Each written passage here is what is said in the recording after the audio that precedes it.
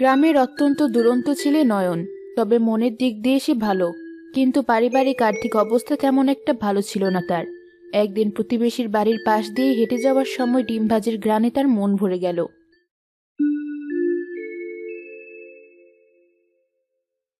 ও, চাচি আজ বুঝি খিচুড়ি রান্না করেছো? তোমার বড় ছেলে তো ডিম ভাজি দিয়ে খিচুড়ি খেতে অনেক ভালোবাসে, তাই না?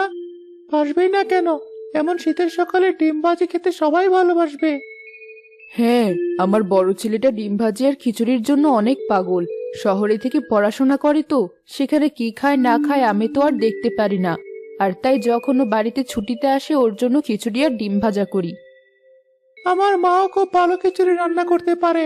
আমার বাবা যখন সুস্থ ছিল, তখন আমার মা প্রায় 2 দিন পর পর ওই খিচুড়ি রান্না করতো। এখন তো বাবা আর কাজে যেতে পারে না, বাড়িতে তেমন একটা বাজার হয় না। তোদের ভাগ্যটাই তো খারাপ। তোদের আর্থিক অবস্থা একদিন অনেক ভালো ছিল। তোর বাবা ব্যাগ ভরে ভরে বাজার নিয়ে আসতো, কিন্তু ভাগ্যের নির্মম পরিহাস, সুস্থ সবল মানুষটা হঠাৎ করেই অসুস্থ হয়ে গেল। এখন ঘরে বসে বসেই দিন কাটছে। আমি বরং বাড়িতে যাই, গিয়ে অনেকগুলো কাজ করতে হবে। মায়ের হাতে হাতে একটু সাহায্য না করলে আর চলছে না। আরে দাঁড়া, একটু খিচুড়ি খেয়ে যা, ডিম ভাজি কিন্তু শেষ হয়ে গেছে। না না চাচি, মা আমার জন্য গরম গরম ভাত রান্না করে রেখেছে। সেই ভাত খেয়েই আমি স্কুলে যাব। এখন তবে আসি। আমার জন্য দোয়া করবে চাচি, আমি যেন আমার মা বাবা আর ছোট বোনটার খেয়াল রাখতে পারি।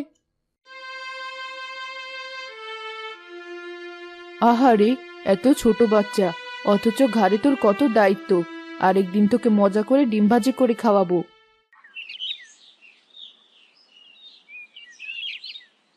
কি রে, কত দেরি হয়ে গেছে, তোর কোনো খোঁজ নেই। তোর কি খিদে লাগে না? ভাত রান্না করে বসে আছি, তাড়াতাড়ি হাত মুখ ধুয়ে খেতে আয়। হ্যাঁ, আমার তো অনেক খিদে লেগেছে।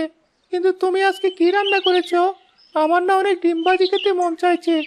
ওই যে আমিনা চাচির বাড়ির পাশ দিয়ে যাচ্ছিলাম, সে তার বড় ছেলের জন্য খিচুড়ি আর ডিম ভাজি করেছে।